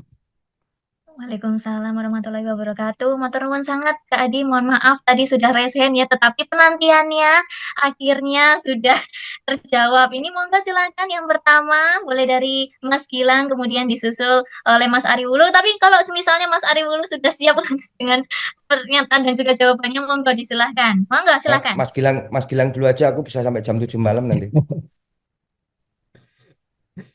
Oke, siap. Terima kasih atas waktunya Mbak Aureli dan Mas Ari. Pertanyaan yang sangat berat ya dari Mas Adi nih. Mungkin yang pertama saya akan jawab dulu ya. Tadi apakah AI bisa bergerak sendiri ketika melihat skin tissue ya tadi ya, berdasarkan skin tissues gitu atau berdasarkan kulit kita. Nah, sebenarnya jawabannya memang bisa bergerak sendiri. Kebetulan memang disertasi yang saya angkat terkait tentang penyembuhan luka yang ada di kulit gitu loh, skin tissues juga. Tetapi sebenarnya pergerakan itu juga tidak bergerak sendiri, tetapi melihat skin structure dan ada beberapa variabel yang lain. Ini kalau saya jelaskan terlalu panjang juga dan terlalu detail ya. Tapi memang ada beberapa faktor-faktor yang mempengaruhi sebuah teknologi itu bisa bergerak sendiri. Dan itu memang ketika dijelaskan akan berbeda-beda masing-masing orang ketika menjelaskan karena si pembuat alat ini akan berbeda-beda juga memasukkan faktor-faktornya. Misal ketika Mas Ari bilang AI ini berbahaya bagi manusia, faktornya apa aja? Dan ketika saya bilang faktornya apa aja, itu pasti akan berbeda karena ada dua POV. Nah, disinilah peran manusia yang membuat AI ini semakin unik gitu loh. Ketika dia dikembangkan oleh negara Indonesia mungkin akan jadi seperti apa, dikembangkan oleh negara Eropa seperti apa, itu akan menjadi ciri khas masing-masing. Nah, kebetulan yang ada di sini di Taiwan di studi saya memang dia akan melihat kulit itu sebagai media atau media jalan. Mungkin logikanya seperti robot ya, robot yang dilombakan oleh anak-anak SMP tuh yang ngikutin jalan, ngikutin pola itu. Saya lupa namanya apa ya. Kemungkinan logikanya sama seperti itu. Ketika melihat kulit yang apa ya, yang normal, dia akan mengikuti jalannya. Dan ketika ada apa ya, kulit yang strukturnya tidak benar atau ada luka, dia akan fokus ke situ dulu. Karena setahu saya oksigen atau darah yang ada di tubuh kita itu mempunyai sebuah kemiringan atau gradien. Oh, ini bahasanya berat juga. Kemiringan atau gradien yang semakin lukanya itu parah, dia akan semakin condong ke situ karena dia akan fokus ke proses rehabilitasi kulit. Nah, setahu saya seperti itu. Nah, kalau untuk yang DNA, ini mohon maaf sekali, saya memang tidak pernah mempelajari yang seperti itu, cuman memang rumornya di sini sedang ada perkembangannya, sedang dikembangkan, dan memang di Taiwan ada beberapa sektor teknologi, perusahaan teknologi yang fokusnya di prosesornya atau di apa ya, di otaknya gitu loh. Dan saya melihat beberapa teman-teman saya yang studi ada yang sedang mengembangkan itu, tapi setahu saya memang belum di tahap final gitu loh Pak. Jadi mungkin sekarang belum ada, tapi mungkin 5 tahun atau 10 tahun ke depan mungkin ya sudah ada, mungkin ini mungkin juga, tapi itu juga berdasarkan data-data yang sudah ada sekarang gitu. Terima kasih atas Terima waktunya kasih. dan pertanyaannya. Mohon maaf kalau tidak bisa full Oh, menjawab. Luar makasih, biasa. makasih. Matur nuwun Sama-sama. sangat Gilang, dan saya cukup mengapresiasi ya Mas Adi, ini pertanyaannya cukup komprehensif karena memang pada dasarnya AI itu tadi sudah dijelaskan oleh Mas Gilang. Nah, untuk menyambung pertanyaan yang berikutnya, monggo silakan Mas Ari dulu untuk menanggapi pertanyaan yang terakhir dari Mas Adi. Ya, eh, ini apa ya? Aku tetap pengen ngomong ke moral sih apa. Eh, Misalnya dulu William Pacul, penemu pacul itu apa sih? Mesti wong dadi wong Indonesia atau nek penemu itu wong Indonesia mesti lah, wong luar negeri mesti. Makanya namanya William Pacul itu kan dia memikirkan nemu pacul itu untuk membantu petani atau membajak sawah ya, apa mengolah sawah. Tapi ketika Pak Tani itu kalap, gelap mata, lalu dia macul sikile kancane. Itu yang di situ yang salah kan bukan paculnya, tapi si Pak Tani yang karena gelap mata.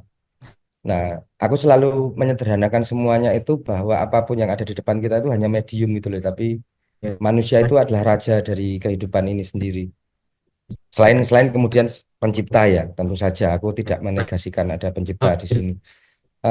Nah, aku malah justru berharap perkembangan AI itu memang mutlak dia intelligence. Dia bisa menganalisis permasalahan kemudian eh, memberikan solusi. Itu di apapun ya, misalnya kenapa ya kok perutku sakit? Oh, ternyata aku lapar. Maka aku harus makan. Tapi yang masih aku yakini eh, di kerumitan prompt atau di kerumitan string kode atau di kerumitan banyaknya integrasi yang terjadi dalam pola kehidupan AI, rasa itu tetap nggak ketemu binarinya. Nah, ini yang menurut aku masih aman. Itu semua hanya terjadi di filmnya Tom Cruise. Terminator, Oh, Terminator. ya Terminator Skynet sama Masina. Kalau Mas Adi nonton ya. Iya, ada. Eh, di Masina itu si robot jadi punya emosi karena dia emosinya itu ke-trigger karena dia ada komen ketika kamu dapat input kalimat atau ekspresi karena si robot anggap aja AI-nya ini kita udah punya AI yang bentuknya robot dan bentuknya manusia terus jaringan tisunya sempurna kayak ditembak ya kaya kulit ngono kuwi tapi dia tidak punya kemampuan untuk tawar-menawar dengan dirinya sendiri. Aku tadi ketika pertanyaan itu muncul aku apa ya sing iso tak kemukakan yang Mas Adi. Tapi mungkin ya jaringan komennya itu atau promptnya sangat kompleks. Dia akan bisa berpikir sebelum aku memutuskan sesuatu, sebelum aku ngasih feedback, aku akan tawar-menawar dengan diriku sendiri. Nah, ketika tawar-menawar dengan dirinya sendiri, itu tetap 0 atau 1. Tidak ada kemampuan dia untuk abstain. Oh, Kecuali kita ngasih satu variabel lagi abstain. Manusia ini kan iso mutung tuh. Bisa nggak robot itu kita bikin mutung? Ya iso wae. Yuk, jadi kemungkinannya, misalnya kita ngasih ketiga kemungkinan ya, robot itu akan iya atau tidak atau none of them, apa tidak zero gitu. Zero itu tidak atau in between. Nah, yuk kita ngasih variabel baru lagi. Kemungkinannya memang ada. Nah, eh,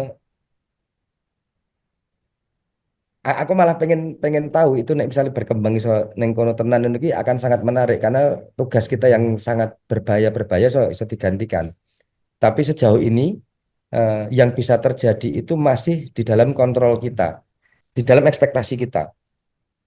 Misalnya robot itu akan mengatasi handicap yang ada di depannya. Kita ngasih serangkaian string, supaya robot itu bisa berpikir, kemudian dia bisa melompat sesuai dengan ekspektasi kita, bukan di luar ekspektasi kita. Sejauh ini masih seperti itu. Nah, pemanfaatannya itu nanti akan banyak yang jahat atau yang buruk. Itu sama kayak Pacul tadi apa. Nah, aku tetap jawabnya 50-50. Jadi aku tuh percaya di dunia ini 50% itu orangnya baik-baik semua. Yang Amin, 50% amin, amin. lainnya jahat semua. Jahat tapi dalam perspektif kita ya. Karena perspektif orang itu gara-gara beda perspektif kita melihatnya orang itu jahat. Gara-gara beda perspektif orang mikirnya kita baik. Nah, aku menjawabnya sejauh itu. Jadi sama aja kalau kita punya kendaraan bermotor sing numpaki cah SMP sing ra duwe motor, sing ra duwe SIM, netizen akan menghakiminya dengan wah orang duwe SIM mau dikai motor wong tuane iki piye kayak gitu. Yang jahat kan tetap manusiane dudu motor. Aku jawabnya gitu semoga menjawab ya karena itu kapan ngopi Mas? Ini dawa kuwi ngono bukan. Oke. Amin, amin. Aduh, Nggih, terima kasih banyak Mas Aduh, ini berhubung waktunya sudah habis dan juga terima kasih banyak Mas Adi yang tadi Terima sudah kasih menanyakan Mas beberapa Rik, Mas pertanyaan. Gilang. Bagus sekali dan patut kami apresiasi serta Mas Gilang tadi sudah menjawab ya dari sisi akademisi maupun Mas Ari Bulung. Ya, matur nuwun sangat. Dan izinkan saya mengingatkan untuk seluruh yang sudah bergabung, seluruh sobat kami yang sudah bergabung di Zoom meeting, jangan lupa untuk mengisi link presensi karena terkait dengan sertifikat nanti akan segera kami proses ya.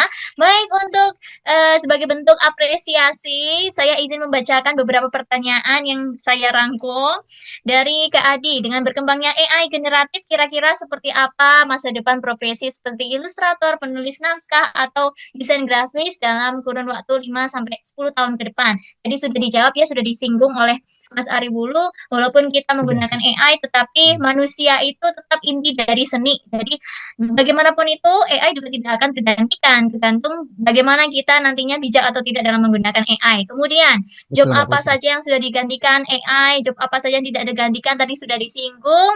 Terima kasih banyak untuk pertanyaannya. Dan apakah AI membunuh kreativitas? Karena bagi yang cerdas ini sangat membantu, tapi beberapa orang akan membuat malas. Nah, tadi sudah dijawab juga.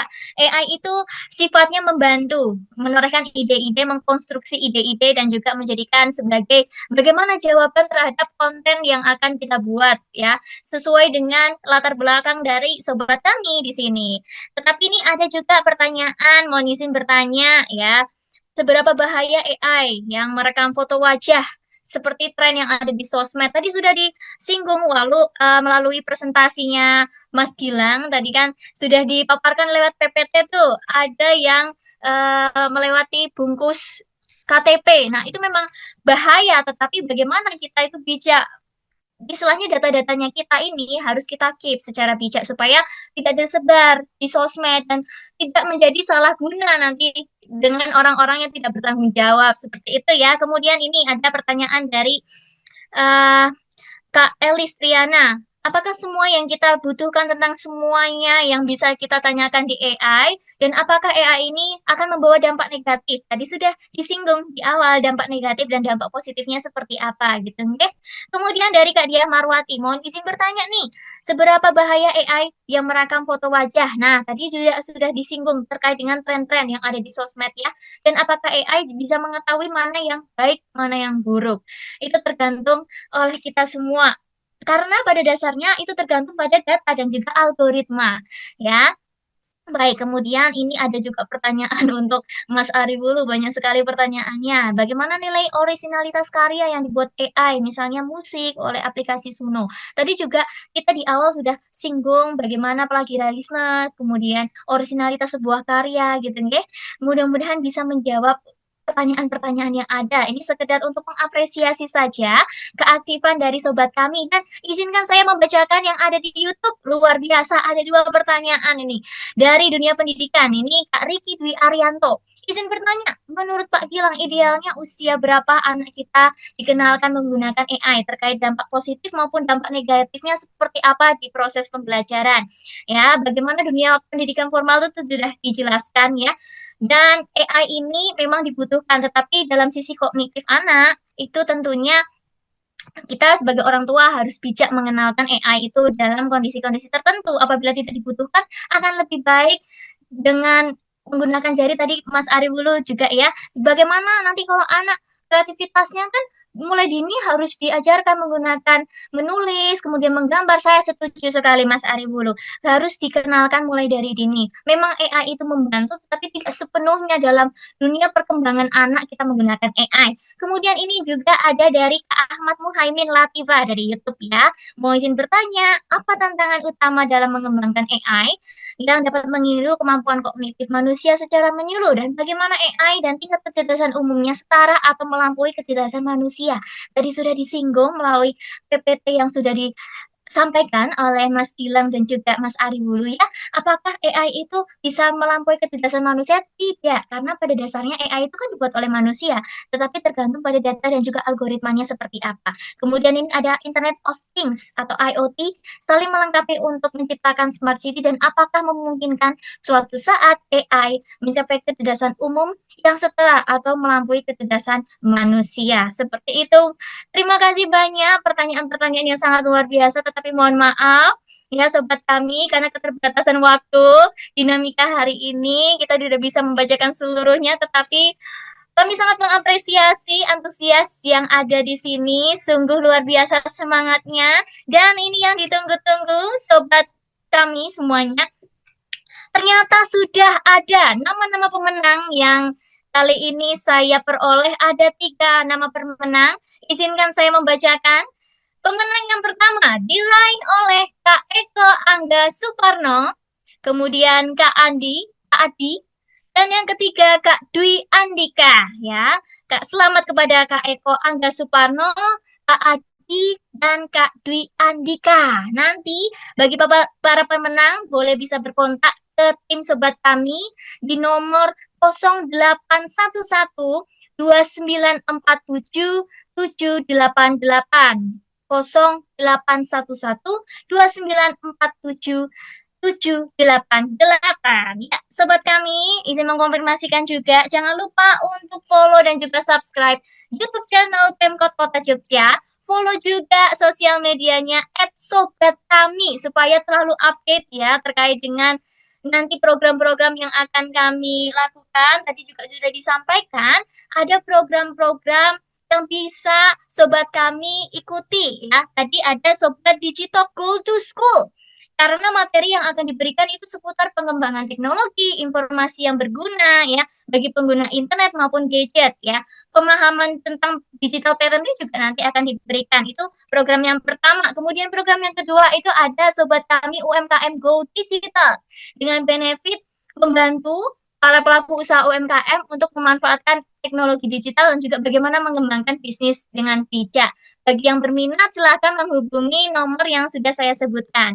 Ya, luar biasa sekali. Jangan lupa untuk presensinya ya diisi sobat-sobat digital. Ini saya yakin sobat digital yang tersebar di beberapa penjuru Nusantara ini semakin terberkati dan semakin menambah wawasan ilmu insight terhadap apa yang sudah narasumber-narasumber ini bagikan ya. Matur nuwun sangat Mas Gilang dan juga Mas Ari Wuru yang sudah bergabung ya. Luar biasa sekali, sukses terus, sehat selalu. Pokoknya semua apa yang dikerjakan nanti dapat memperoleh berkat dan juga dampak yang positif gitu ya.